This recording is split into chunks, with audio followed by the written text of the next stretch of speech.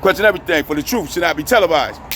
And that's for sure. So with that, just go out to my beautiful Native brothers and sisters that know who we are as the Aboriginal Negroes of America, as we stand today as the American Indian, stripped away from their identity, culture, heritage, and pretty much God, land, and all.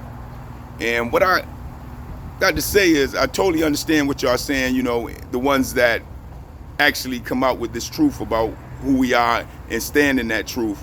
You know, when it comes to asking for reparations, I can understand the dishonor that you may feel under those circumstances based off of what has happened to us under the Holocaust, massacres, and genocides that has happened to our people.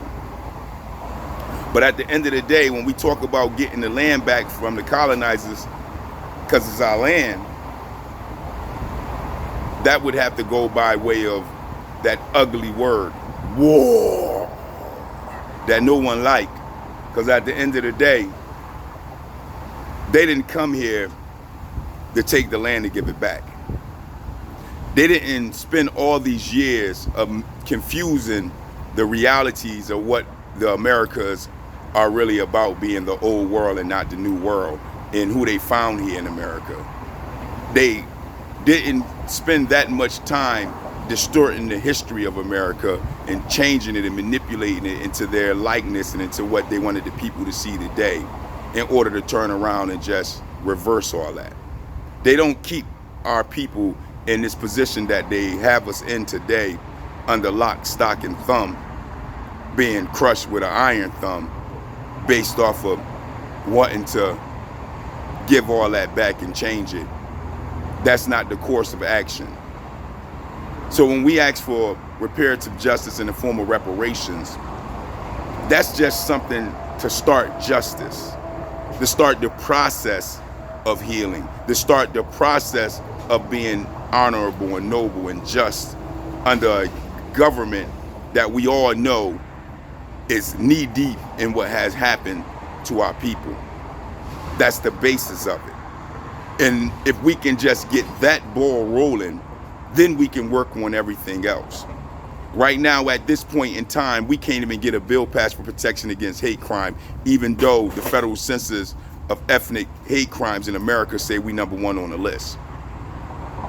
The hatred of who we are and what they came to find when the decrees went out in Portugal and Spain to come find Judah and crush them, bring half the treasures back to them and keep the other half. When Columbus came to find us here in the wilderness of North America, lost in the wilderness under our brother, our elder, Moses or Mosiah at the time, being lost in the wilderness, when they found the wilderness in North America, they knew what they was coming to do. They knew who they was coming to look for. That's why the books that we find today, the earlier books of coming in and surveying the land to invade the land, had to tell the truth on all the things that they seen and all the different types of people that they encountered and interacted with in order for them to invade the land. And now that we're getting all these documents and all this information and all these receipts, we're starting to understand that what Leopold said way back in the day, no, matter of fact, it was Napoleon Bonaparte, excuse me, when he said that history is just the lies, a bunch of lies that are agreed upon. We understand now that's the reality of what we are under. And the world don't really know the truth other than the elites that control the political aspect of our lives when it comes to the informational base of what we are to absorb and actually gain here under these systems. And because the manipulation goes so far and so deep, when you look at the Vatican or you look at the Smithsonian and many other of these great structural systems that are attached to each other to hide or manipulate or even crush the history that we are coming from, to manipulate into what we see today, they all know what they have done. So when we talk about reparations, it's the basis of reflecting on the wrong that has been done, in the sense of starting the wheel to move in order to start looking at the whole picture of what has happened here in the Americas. This is just what it is. You know, you got brothers and sisters out there now that is investigating the Grand Canyon and many other different structural sites that have been hushed up and quiet down and restricting from us to be able to go as citizens or as people to these different area lands. Because now we know that America has the most pyramids than the whole world combined. We understand that no culture or no nation of people will go anywhere and start a structural building process away from their home before they build up their whole entire home. So with that stated, you'll build up your whole home and put pyramids everywhere. And then when you leave your home, you'll go and start small colonies of pyramids on every other land that you go to. So that explains a lot about the Americas having the most pyramids, more pyramids than the whole world combined. That's just the reality of what it is.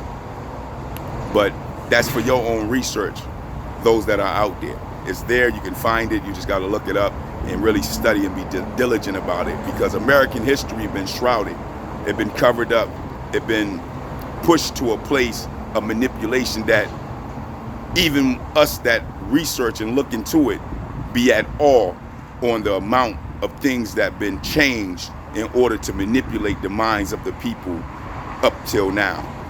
Most people don't even know anything about the actual Red Sea running through California at one time, where California was actually separated from the Americas. Don't take my word. There are many maps that you can find that are old maps, even on Google, that'll show you that separation. And the question is, what happened? How did they drudge that water up and fill it in order for it to be connected? And if you don't think they did that, then the other thought would be, why would they write out all those maps back then with California being separated with a river running through it, if that's not true? Because I know myself, I got plenty of maps on my phone that shows that. And all those scholars that wrote that out and mapped America out couldn't have been wrong and missed that California was connected or disconnected in this approach of what we're talking today. So with that, reparations is the basis of right and a wrong, in a sense of starting the wheel to correct all wrongs on what has been going on here in America. So I appreciate my Native brothers and sisters that are willing to tell this truth today about who we are, because it's been long overdue, and it's been too long in this time frame for us to stay divided, keeping this quiet kept secret on who the Aboriginal Negroes of America truly are. Because the information is out there and we're getting it ourselves today. Even one of the brothers called the Research Guy on YouTube is real good at finding this information in these books. I have many others if you need to know. But this is the reality to us healing and coming back together in this approach in order to reawaken our ancestors on our land to be able to move ourselves into a place of getting our land and establishing ourselves as the indigenous population of this land all over again. So my heart go out to all that understand that truth is greater than the lie. Truth is greater than hatred and prejudice and racism. Truth is just truth. And in truth brings healing for all of us, as well as change for the better of the human race. And with that, I appreciate your time. And with that, I just don't get it. I just don't understand it. For that is the question. You let me know. Peace, peace.